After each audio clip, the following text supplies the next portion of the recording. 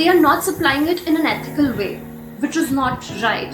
So fashion industry is one of the industry which is said to be the second largest industry which uses water consumption supply. Like they use water the highest in the world.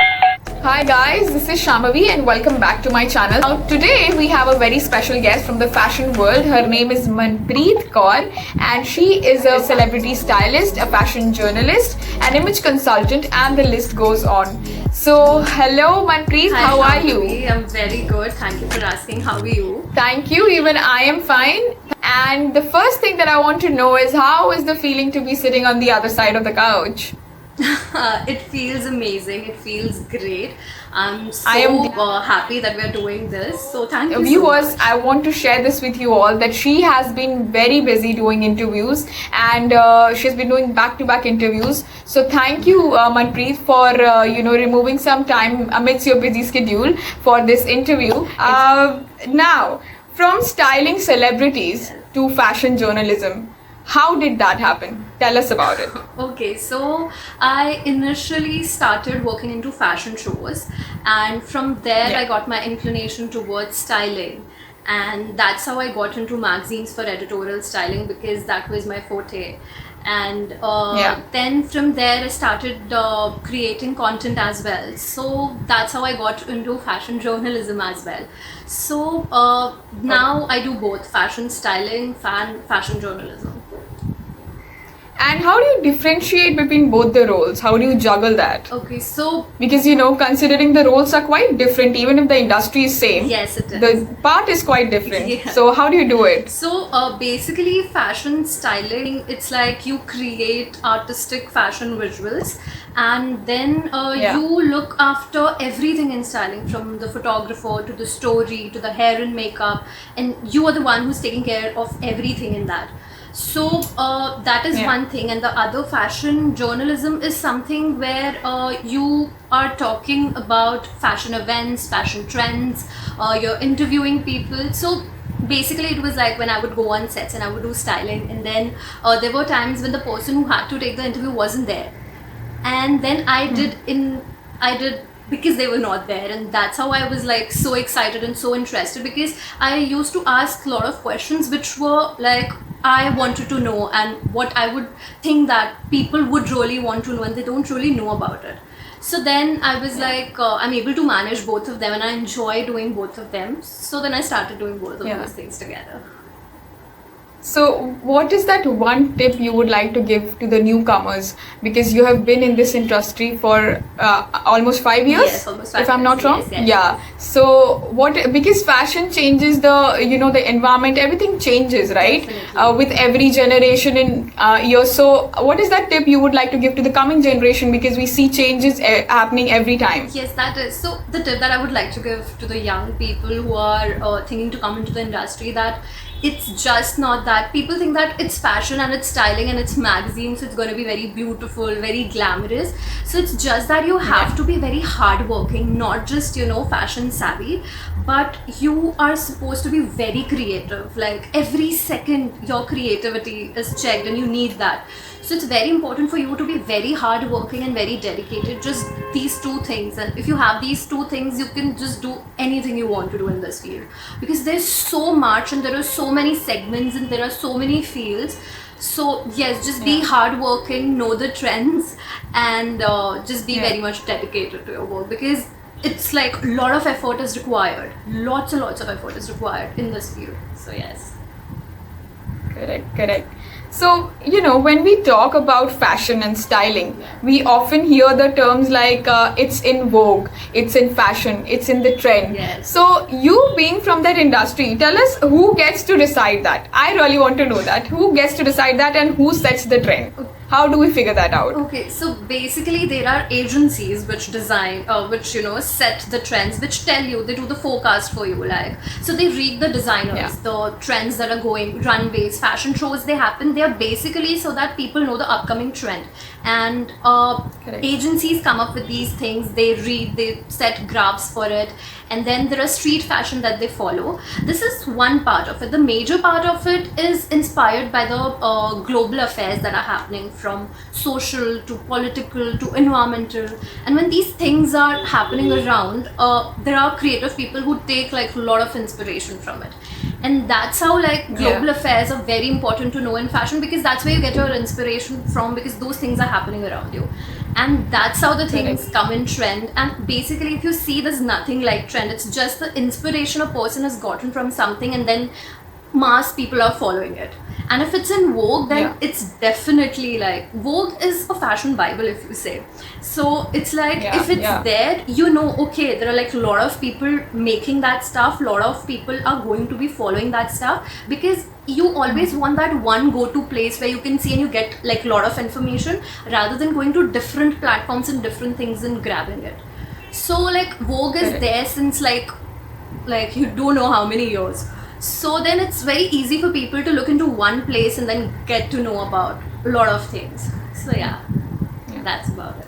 Okay, so picking from there what you said just now, social trend often dictates fashion. Yes.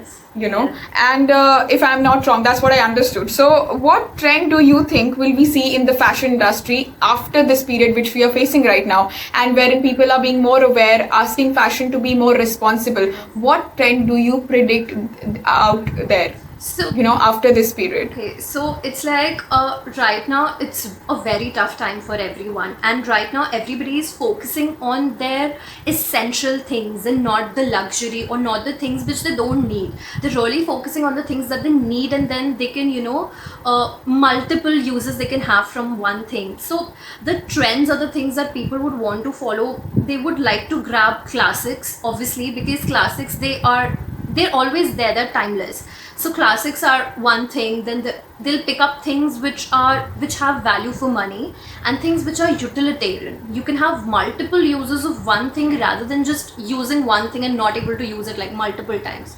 So yes, utilitarian, classic, and value for money. These three are the major things that will be there after this time. Okay. Now, coming to the current situation of pandemic, which has hit approx every industry, when we look around. And as we see further, it will change things even after the pandemic gets over in every industry. Has it, or will it change the fashion industry as a repercussion of pandemic? So it has changed fashion industry a lot. I would say that one of the industry which has got the biggest hit, which has been hit by this thing, is fashion, because fashion comes in a category, or this industry comes in the category where we use non-essential things, okay?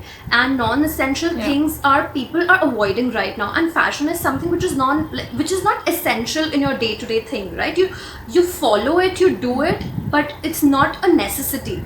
So then this field is hit by it, because sales have gotten a halt right now. Sales have gone down, manufacturing units are shut down, they're not working, designers are not able to make new collections, fashion shows have been, they're not going to happen. So this industry is one of the industry which has been which is going to change a lot, and which has changed already. Luxury goods have declined. The purchase of them have declined by almost 60%, which is a huge thing. And almost, I would say more than 10 global brands have filed for Chapter 11 bankruptcy, which is a huge thing. So right now, after this, people would be, going for things which they need, which they can use, and which is paying them off, which is a value for money. So they would not be investing so much in luxury, whereas fashion was something about luxury. So yes, things are going to change a lot. People will be shifting there, because consumer demand is now shifting a lot, and their preferences are shifting a lot. So yes. Correct. Manpreet, in today's world where sustainability is very important, reuse and rewear should be an essential. That's what I think, and I've seen most of my peers talking about it. So why is it that people find it embarrassing to repeat their outfits or repeat their look? you in that industry, how do you take it like? And what would you like to tell the viewers and the people who have that kind of a mindset? Okay, so I believe in repeat, wear, and rejoice. That's like my mantra.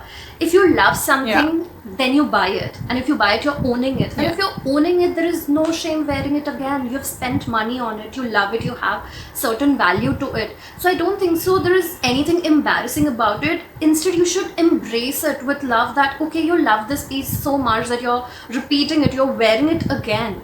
And sustainability, I think, plays an important role in this, because sustainability is such an important thing. I agree that fashion is a spectacular way to express your, express yourself. But taking a toll on environment for your personal well-being, I don't think so that is fair. And sustainability is something, wherein you talk about social integrity, to social justice, to ecological integrity. It's so important. We know that fashion industry is one of the industries which is very high polluting. They have 10% of the carbon emission, which is a huge percentage, and it's really high time that we stop doing that and we take care of the climate, because now we're seeing what is happening around. So it's very important to make ethical choices, buy conscious fashion. And sustainability, people have a thing that sustainability is supposed to be very expensive, oversized, and something very bland and plain. No, it is not like that. There are brands which are making amazing sustainable stuff. There are high street fashion brands that are now looking for having a sustainable line of their own, which is like a very good thing, and people should promote it, because it is good for themselves as well as for the nature. If you're using pure fabrics and if you're using pure materials, it is good for you and for your health and also for the nature. So I highly recommend this to people, that just look after brands for this and start making conscious choices. Just be a little aware of what you do and what you choose, and it will make a huge difference. So yeah. Correct. Rightly put. Even the best of designers, they are also asking people and asking fashion industry to be more responsible, because that's the need of the hour. Yes, absolutely. Right? So now the term fast fashion is under the spotlight, and for all the wrong reasons that we know. But most of the people don't even know what exactly is fast fashion. So please enlighten us and tell us, what is fast fashion? Okay, so fast fashion, it is a term which describes as like there are trends which come from catwalks, so the runways, I mean. So the trends that you see on the runway are then made by these high street brands and retailers for the mass people. So those trends are available for mass consumers in a very low price, in multiple options and multiple variations. So why people don't like, why people are saying that fast fashion, we need to stop fast fashion, is because fast fashion is producing something of a very big brand in a very nominal price, available to masses, which is a good thing. But then they're producing it so much that people end up doing impulse purchases. Like for say, like now what the situation is, like if people want 7 pieces for a week to in their wardrobe to wear, they would end up having 15, just in case they want options. So it's like such brands are promoting, like people are buying impulsively. They buy stuff which they don't even need. If they need like 30 pieces in their wardrobe, they would be having more than 100.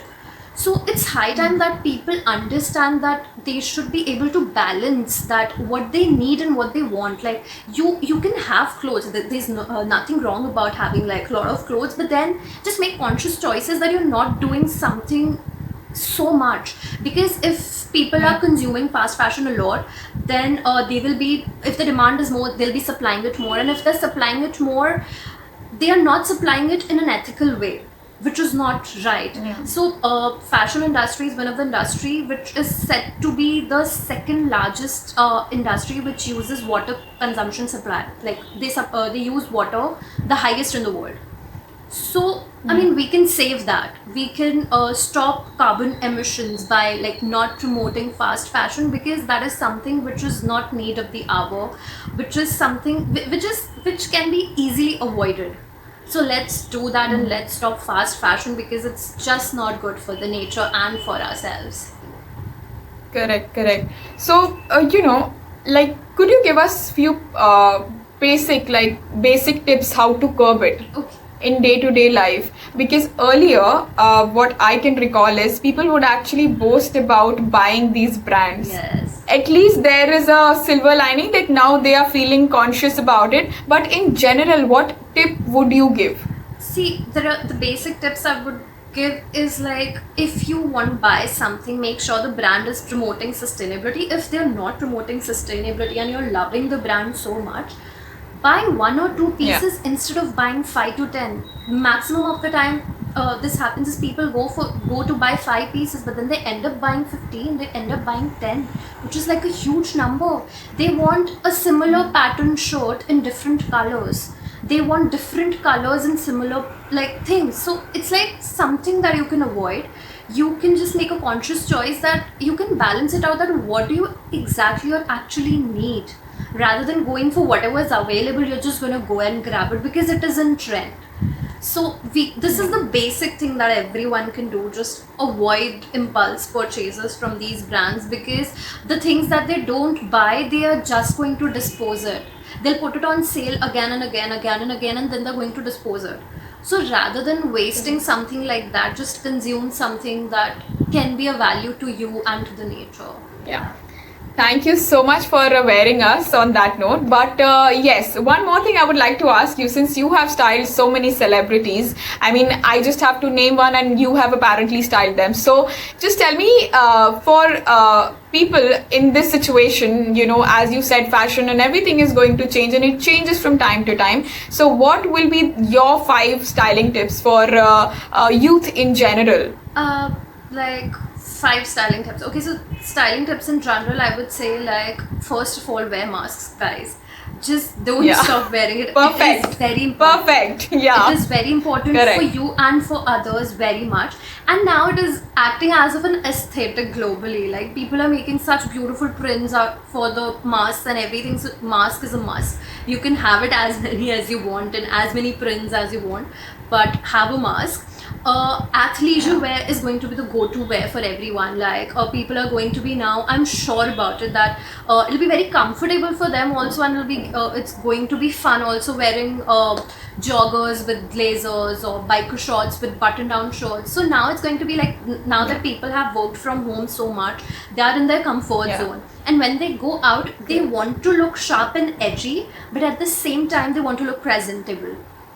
So that's one of the things that you can use your athleisure wear as a go-to wear. And also you can use like, since your face is going to be covered, half of your face is going to be covered, you can use you can do beautiful eye makeups, and you can use beautiful jewelry to enhance your look and enhance your personality and just stand out a bit. So these are few tips I think which you can do, and just make your look very edgy and sharp but breezy at the same time, so that you're very comfortable and you're in a working mood also. So yes. Manpreet, this is the season wherein we always struggle with our hair. So tell us something about that, since you're into the styling thing. So how do we look good on bad hair days? Okay, so I'm one person whose hair never behaves. So like bad hair days, I would say the best way is to have a bun. Buns are they can make you chic, they can make you look breezy. So having a top height bun or having a low bun, it is like a go-to look. I'm telling you, like, it's going to be there for it's never going to, it's like a classic. It's never going to go out of fashion. So having a good bun, it's an amazing thing. Then wearing bandanas or wearing headbands. Like now you have really cute bow bandanas and headbands. So that is a very good thing to hide your upper oily hair section. Then also you can do low ponies and high ponies, which work really well if you don't really want to open up your hair. So ponies work really well because they're very fun, they're very breezy open, but at the same time they're very much pinned up and neat and chic. So yeah, these are the go-to things I would say people can do for bad hair days. Thank you so much. They were amazing and very helpful, and I'm sure viewers are going to love it. Thank you, Manpreet, for taking out your time and joining us in this amazing interview and educating people on such relevant issues. Thank you so much. Thank you so much for having me. I'm glad if any of this was of use and people follow it, and I'm so thankful and grateful for this conversation. It was amazing. It was fun. Thank you so much for having me.